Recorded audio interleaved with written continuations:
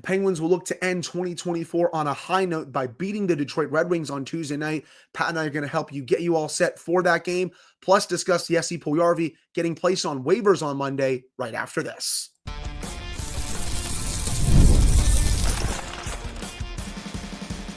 You're Locked On Penguins, your daily podcast on the Pittsburgh Penguins, part of the Locked On Podcast Network, your team every day. Hello and welcome back to another episode of the Locked On Penguins podcast. I am one of your hosts, Hunter Hodes, joined by my co-host, Patrick Damp. You can follow me on Twitter at Hunter Hodes. You can follow Pat on all social media platforms at Synonym for Wet. And of course, you can follow the show's Twitter at LO_Penguins. Of course, thank you all so much for making this your first listen/watch today. We are free and available on all platforms. So, Pat, before we preview this final game of 2024 against the Red Wings, we have to discuss the big news from Monday, and that is the Penguins placing Jesse Puljujarvi on waivers. We won't find out if the Penguins lost him to waivers for another few hours. We're recording this right now, 10:50 Eastern time, so we'll find out 2 p.m. on whether Puljujarvi has been claimed by another team or if he will be reassigned to Wilkes-Barre. But when I saw this, I was kind of a little upset, if I'm being honest. I usually laugh at the people who get upset about this stuff because, you've seen so many people get mad at, other fringe players. Alex Nylander comes to mind. There was a certain subsection of fans who got really mad at how the Penguins handled that situation. And I was kind of just like, okay, I mean, he hasn't really done much at the NHL level. But Puljujarvi, I very strongly felt that he was one of their 12 best forwards. I have been saying that all year. I mean, even just looking at the counting stats, Pat, 3 goals, 8 points this year. That's already more points than someone like Matt Nieto, who continues to get quite a bit of ice time in the bottom 6, but yet really doesn't do anything outside of killing penalties. I guess I'm still kind of confused about that overall. But with Puljujarvi, I feel like he just didn't get a fair shake here.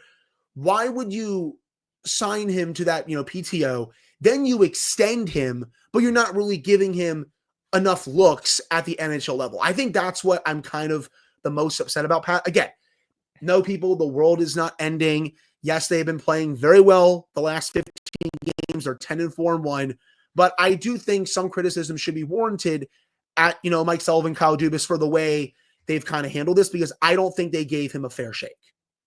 Yeah, I don't get it. That's kind of where I stand right now, is I don't get why they're doing this. Yeah. And it's genuinely confusing because, like you said, this isn't the end of the world. It's not a player that if they lose him to waivers, the world is over. Yeah. Pack it all in. Let's go for the first overall pick next year. He's been fine. And yes, I've memed about him and made him, kind of my Jeff Carter of the year, where I just defend him hilariously for no real reason other than it's a meme. But there's 2 schools of thought I have here, and they're kind of competing with one another when it comes to Jesse Puljujarvi. One, you touched on it. He has been one of their 12 best forwards this year. Has he been phenomenal? No, he's been fine. Like you said, he's played 21 games. He's got 3 goals and 8 points. That's perfectly fine. It's not great. It's not horrible. It's middle of the pack for a bottom 6 forward. He also hasn't really done a whole lot this year. He's stood out for 3-4 games. He's disappeared for 4 to 5 games and been a pedestrian. The other school of thought I have that competes with this one is, why is a player like Jesse Puljujarvi part of Mike Sullivan's 1 strike and you're out policy? Matt Nieto, Noel Acciari, I get it. They're veterans. They've got a longer track record. They've got a bigger body of work in the NHL, but they've kind of been at the same level as Jesse Puljujarvi. They've been fine. Have they been bad? No. Have they been good? Also, no. So I don't get it. Then the last thing I have on this is, we don't know what's going on behind the scenes. And you can call that a cop-out. You can call it a blind defense, whatever you want. But we don't know what his attitude is. We don't know what his attitude is in practice. We don't know what his attitude is on the bench. We don't know what his attitude is with other players. Maybe it's maybe there's nothing there. Maybe he's a perfectly fine teammate and he doesn't slouch and doesn't turn anything into a negative. Maybe that is the case. Maybe he's upset that he's scratched and he's not giving a good effort and he's not earning his way back into the lineup away from being scratched. We also don't know what the team's metrics are on him, because we know that there are a lot of advanced analytics that teams do not make public that we don't know about. So it's confusing. I don't get it. Maybe, and this is where I'll end it, maybe they're looking at it in a similar way, and I'm just making a loose comparison here, to Rutger McGrory. We'd rather him go down to Wilkes-Barre, play for a few weeks, and actually play than be in the lineup for 2 to 3 games. We pull him out for 2 to 3 games. Then he comes back for 2 to 3 games. And if he does well down there, maybe you slot him in and see if he can absolutely snatch a lineup spot. I don't know. See, I kind of push back on that last point, Pat, because it was obvious those first few games that McGrory definitely needed seasoning in the AHL. He had a little bit of a slow start to his NHL career, played a few games, gets sent down, was a bit slow at the start in the AHL, but he's really turned it on as of these last 2 to 3 weeks, playing really well down there. I would not be surprised if a call-up is coming in the second half of the season, probably, if I had to guess, maybe February, March, after they maybe make some trades and all that stuff. But with Puljujarvi, he's shown that he can play in the NHL. I mean, he's more than NHL ready. It's just that you're right. The one striking your out policy from Mike Sullivan with this player compared to other players who haven't played that well this year too just doesn't make any sense. I mean, you didn't even mention Drew O'Connor. Yeah, he played really well against the Islanders in the second half of that back-to-back. We're into 30-plus games now where he has not scored a goal. Why have you not scratched him and put Puljujarvi in the lineup? Again, I know O'Connor was great last year, but it's very obvious to everyone that he is not the same player this year. Yeah, some of it is bad finishing luck. He's not finishing his chances. But a lot of these games, he hasn't been noticeable. So also, why aren't you scratching him and putting Puljujarvi in? You can ask the same question about Matt Nieto. Yes, people, I understand he kills penalties, but I also don't think penalty killing is this big skill that everyone has to, flaunt about. Erik Karlsson just killed penalties for the Penguins in the second half of the back-to-back. And yes, granted, it was against the Islanders, who have the worst power play in the league, but you still saw Erik Karlsson kill penalties out there, and the PK really never missed a beat. So I just don't really get the defense for that. He's really not contributing anything at 5-on-5. You look at Puljujarvi's underlyings this year, and this is when he's on the ice. This is what the Penguins have. So 21 games, 220 minutes of 5-on-5 ice time. When he's on the ice, the Penguins have 51% of the shot attempts. They also have 52% of the expected goal share, about 50% of the scoring chances, 53% of the high danger chances, 5 high danger goals for, 2 high danger goals again. So the data supports him, should be being in the lineup. So do the counting stats. Again, just looking at the goals, assists, points. It's just a very weird situation. It is, and it's a very puzzling decision. I will kind of add this to the mix, is the Penguins are tied for the 6th best PK in the league, and that's not nothing. That's something that's very valuable for this team. And while, yes, I agree with you to an extent that it's not some over-the-top, irreplaceable skill. I think if you take Nieto off that PK, it's still probably a top 10 unit in the league. Yeah, you're letting me build to that is what I'm saying is I say this all the time. Penalty killing is simply just discipline and effort. That's all it is. You don't have to have some over the top skill to be a good penalty killer. If you have the discipline to stay within the system, you don't have a lot of fear of blocking shots, and you're willing to work your butt off, you can be a solid penalty killer in the sport of hockey. But I do think when you look at Puljujarvi's game, has he shown that he could kill penalties? He hasn't really been given a shot. But at the same time, you know that you have 2 good penalty killers in Matt Nieto and Noel Acciari, and that is something that they bring to the table. Is it overwhelming? Is it tremendous? Is it the greatest asset in the world? None of the above. But I will say, this is the thing that I have been saying all season about Puljujarvi. Again, I think it's puzzling to waive him. I think it's puzzling the fact that he hasn't been getting an opportunity, but there have not really been moments for him consistently. He hasn't consistently shown I belong in the lineup every single night. He's had flashes. he's had moments where you go, okay, they should give him more of a look. I agree, you should get him more of an extended look, but he does have a tendency to disappear for quite a while. And it's just, again, I don't get why you waive him, but I also can understand, hey, you didn't lose some blue chip prospect here should he get claimed.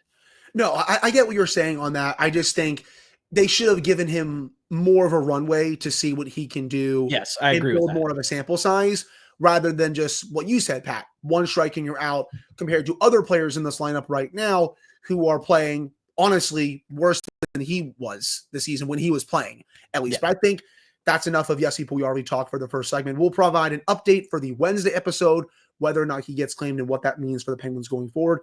But again, that'll do it for this first segment. Coming up in the second segment, it's time to preview the final game of 2024 for the Pittsburgh Penguins as they take on the Red Wings. Also, for the third and final time this season, the Penguins won the first matchup before losing the second matchup in overtime. But before we get to that, we got to tell you all about our first sponsor, and that is Rocket Money.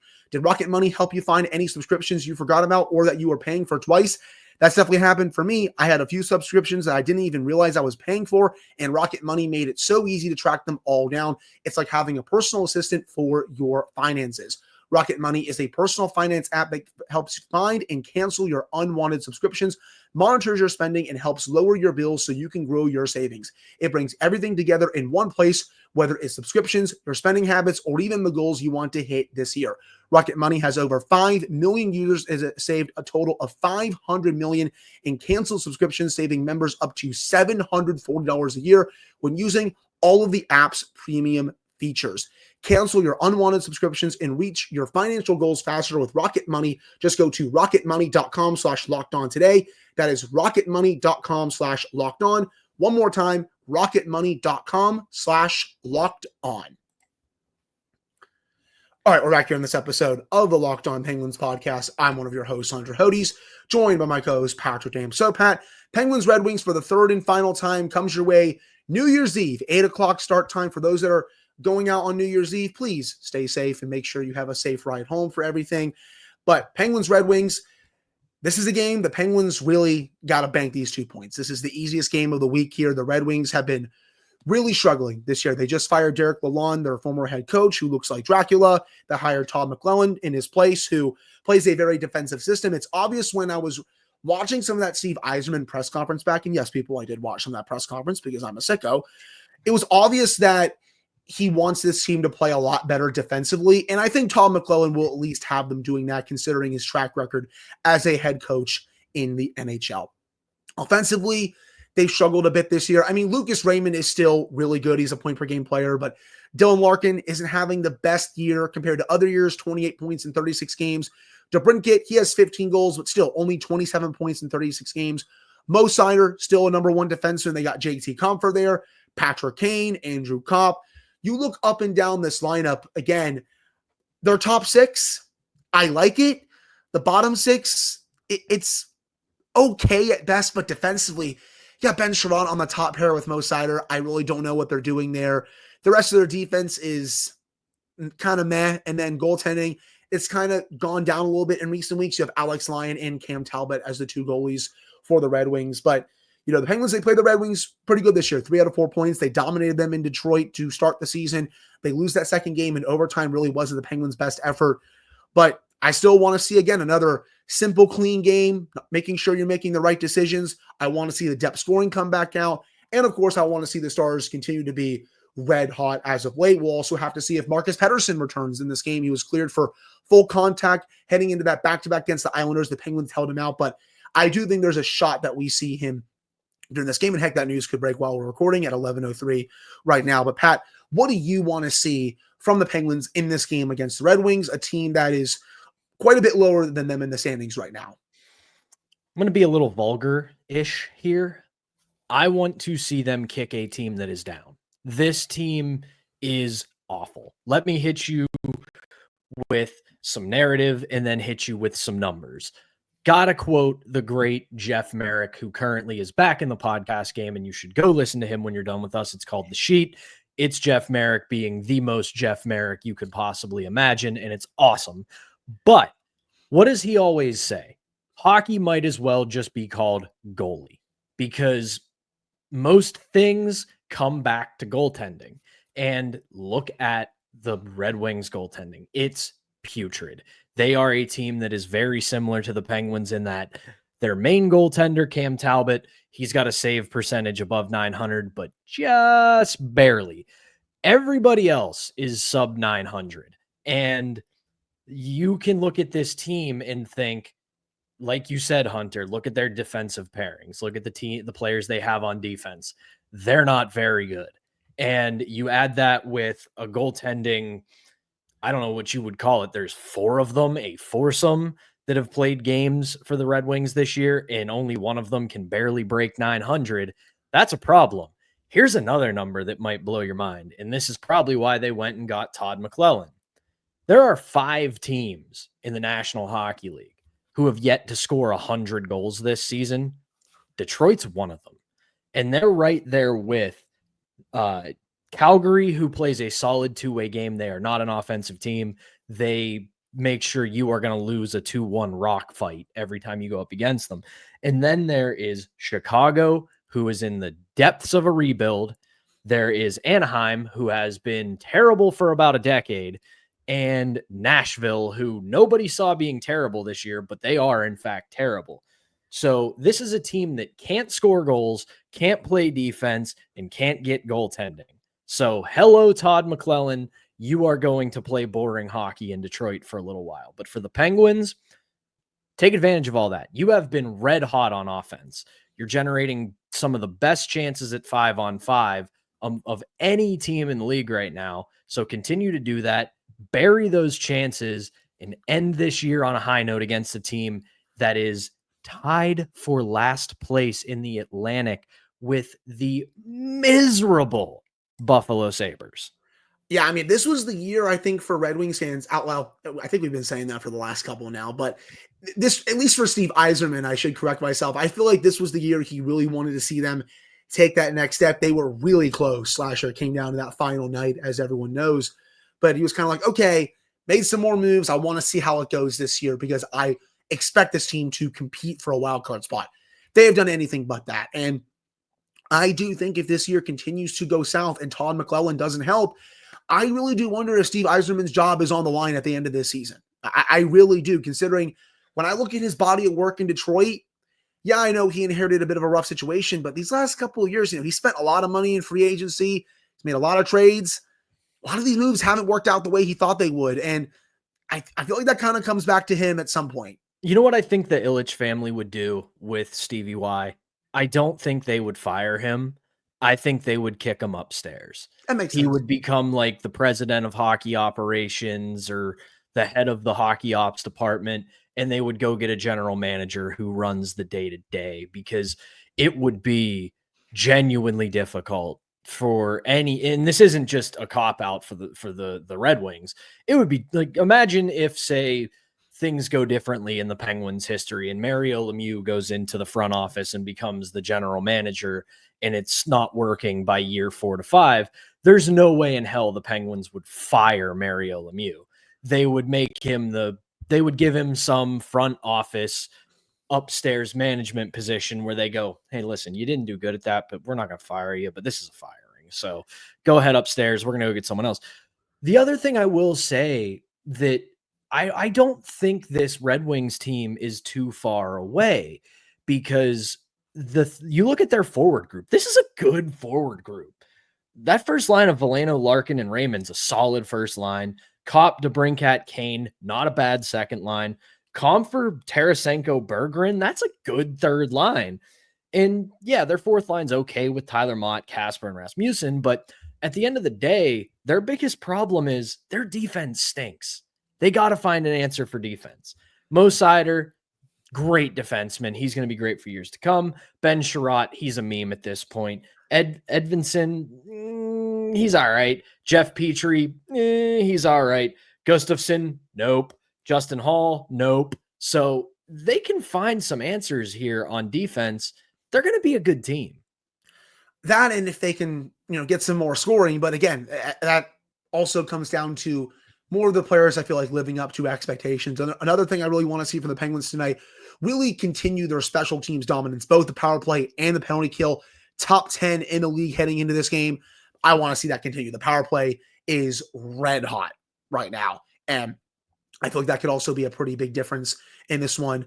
I would assume that Jari will start in this game, but we'll have to see. They're doing the morning skate right now. So who knows? Maybe by the time we end our final segment where we do our 2024 year in review, we'll have all the details as to who's a game time decision and who's starting and all that. But if I had to guess right now, I do think Jari is going to start. But go ahead.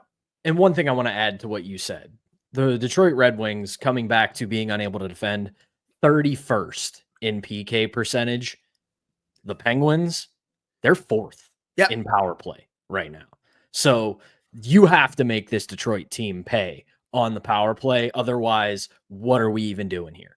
If you saw the Penguins having a top 5 power play unit at any point this season, if you saw that coming, please, I ask that you step forward, considering how bad it was last year. But I think that would do it for the second segment to preview this game against the Red Wings. Coming up to end the show, we're almost into 2025, so that means it's time to look back at most of the best moments of 2024 for the Pittsburgh Penguins. And of course, we got to sprinkle in a little bit of the tough moments for this franchise as well. That's all coming up right after this.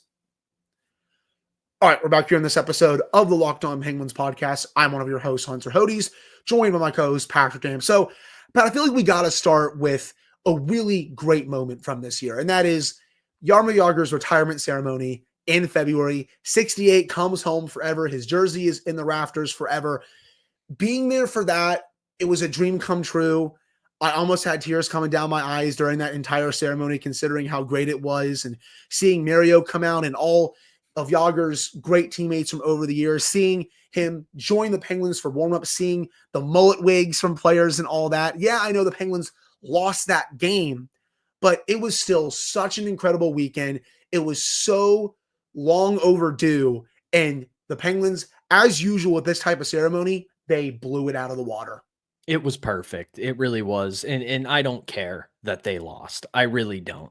I know we were in the throes of this team doing its dance last year where they would win and then lose and then win and then lose. They could never really string wins together. But that day, I did not give one single shred of a crap about the hockey game. It was all about number 68. It was all about Jaromir Jagr. I remember I'm trying to remember exactly what we were doing. I think we had friends in town for the weekend, and it was a group of people we hadn't seen for quite some time. And I literally said to them, listen, when I get home from work, because I was still working weekends at the time, it's like, when I get home from work, I'm watching the Jagr retirement ceremony, and then you got my full attention the rest of the day and the rest of the night. But this is my childhood right here. I have to watch this. And it was perfect.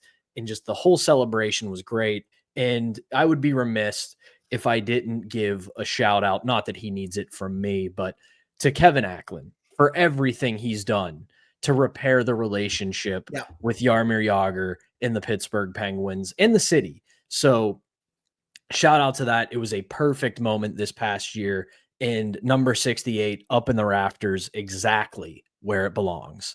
100%. And a couple more big milestones as of this season as well. You know, if Evgeny Malkin gets to 500 goals, that was a great night, especially that game as well, Pat. Back and forth. The Penguins eventually win that game. Also, Sidney Crosby, 1,600 points. Congratulations to him for that. And then, of course, just recently, Crosby, all-time assist leader for the Pittsburgh Penguins organization. Something that, again, I'll never get tired of celebrating all these milestones for the Big Three.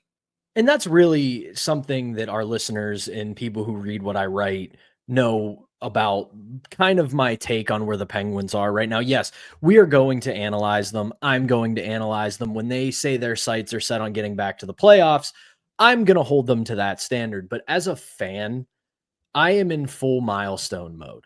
I want to see 87 go for records. I want to see 71 reach certain milestones. Same for 58. And hell, even same for 65 now that he's a Penguin. We have been beyond spoiled for 20 years that, yes, I want them to win. I would be way happier if they're in the playoffs and going on long runs and winning championships, but we have experienced in 20 years what some fan bases haven't experienced in 100. So, yes, we're going to analyze them. We're going to hold them to that standard, but seeing Crosby reach these milestones, seeing Malkin reach these milestones, and seeing these three continue their Penguins careers together really keeps things in perspective. 100%. But I was also going to give this back to you because I know you have other big moments from this year that you wanted to touch on as well. Because I've said a good chunk of mine. I have a few more in my notes. But Pat, what are some of your other moments from this year, good or bad? Yeah, I was going to say, so I kind of did this in a positive and negative way. We just went over a bunch of positives. So let's go with two quick negatives. We're not going to spend too much time on them because you guys know they missed the playoffs again. That sucks. It's the second, it's only the first time in about 25, 30-ish years where they've missed consecutive playoffs. We kind of forget the dark ages of the Penguins in the 2000s. It's only about 3-4 years. It wasn't like they were in a decade of darkness, like say the Edmonton Oilers, but missing the playoffs is still something that's hard to grapple with because you make it for all those years. It just feels like a rite of passage that once the calendar hits April, the first round starts, whether it's games 3 and 4 in Pittsburgh or games 1 and 2 in Pittsburgh, you knew that there were going to be playoffs. The other thing is, and I'm going to spend a tiny bit of time on this, was the Jake Gensel trade to Carolina.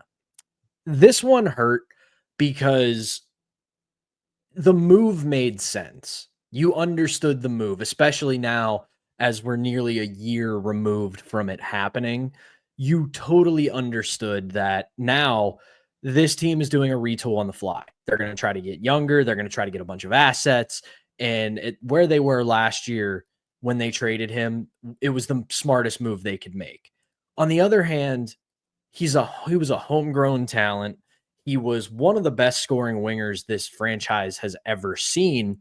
And I fully believed if he would have remained a Penguin for at least the majority of his career, once 87, 71, and 58 hung them up, he was going to be the next Penguins captain.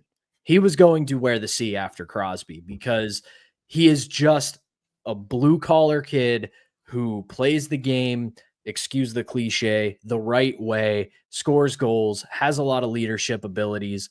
And I figured if he remained a Penguin, he was going to be the captain one day. It's probably going to be him or Brian Rust. Now, especially that Rust is still here. If he is there also once they retire, I 100% think Brian Rust will be the captain. But yeah, if Jake had stayed and they had signed him to that extension, it probably would have been him or Russ. You probably could not go wrong with either pick. A couple other more for me, at least from this year. Michael Bunting's insane late goal against Tampa Bay. I was there for that game. That's the loudest I've ever heard PPG Paints Arena. No people. I have not been to a playoff game there yet. I'm hoping to check that off my bucket list really soon, maybe even this year if they're able to sneak into a spot. But that is still the loudest I have ever heard that arena. It was a playoff-like crowd, and when he scored, I thought the roof was going to blow off the building. Really that game is on my positive list. Yes. Because, yeah, they missed the playoffs again, but damn, that game felt like a playoff game. And it felt like that 2016 series against the Lightning where it was just two heavyweights trading haymakers back and forth and back and forth. And yes, I know that Penguins team last year was not very good, but the way they played against Tampa that day, it was a throwback feel for that team. And the way they had that big lead, they blew it, and then they get the goal late in the third period. And then they almost blow it again, considering the 6-on-4, 6-on-5, but still. And that always comes back to, if I can go on a quick little rant here, it always comes back to my least favorite. And I get it as a sports fan. I get it. You're going to focus on your team. But it always comes back to my least favorite sports fan trope where it's like, no, we didn't lose to a good team. We beat ourselves. Tampa's a great team. So, yeah, they punched back. Heck, the other game I really want to shout out, at least from last season, was that crazy OT game against the Red Wings late in the year where the Penguins, they have that lead going into the third. Erik Karlsson vomits all over himself in the third period. And then he's like, you know what? I'm going to redeem myself in overtime. Scores a banger of a goal, has a banger of a celebration, keeps the Penguins' playoff hopes alive. that was an awesome back and forth game. Again, it was very much like a playoff game between those two teams, even though it was during the regular season. You have the Rucker-McGroarty trade. I think that's also a pretty, I would say it's a positive. I know some people are a little bit more down on it right now, considering that McGroarty is in the AHL. And yes, Yeager is doing pretty well for himself. But I do think when this is all said and done and McGroarty comes up to the NHL full time, I do think the Penguins will come out as the winners of this trade. I can only hope I'm right about that, though. I mean, even if they don't come out as winners, I don't see a world unless McGroarty completely tanks, which I don't see happening. At the very least, it's a mutually beneficial deal. Right. Yeager fits Winnipeg's timeline a lot better, and McGroarty fits what the Penguins are trying to do a lot better than he did with Winnipeg. So assuming he doesn't doesn't completely lose his development track, which the way he's been performing in Wilkes-Barre the last few weeks, I find it extremely hard to believe that's going to happen. I think it's a mutually beneficial deal. I think a lot of people were trying to turn this into there's got to be a king's ransom to get him out of Winnipeg. There's got to be X, Y, Z. And if you don't have that, they're not going to deal him. I think a lot of it, Winnipeg went, all right, let's find a guy who fits our timeline a little bit better than Rutger does. And we can send him to a team where he may get a better chance. And Kyle Dubas seized upon that. So I don't know if they'll become the winners, but I think at the very least, it's a trade that benefits both parties involved. Yeah, I would agree. But do you have anything else from this year that you want to focus on before we wrap up here? I got one thing, and I don't know if I want to call it a negative. I get everyone's going to call it a negative because of what it is, but it was something so bizarre to see. And that was Tristan Jarry getting sent to Wilkes-Barre. Yeah, it was. It's a negative because he's your starting goalie. He's making a bunch of money. You've got him on the books for a few more years, but it's really one of the first and only times I can recall a player getting sent down without waivers. They didn't waive him and then send him down. They put him on a conditioning stint, which I was completely unaware you could do.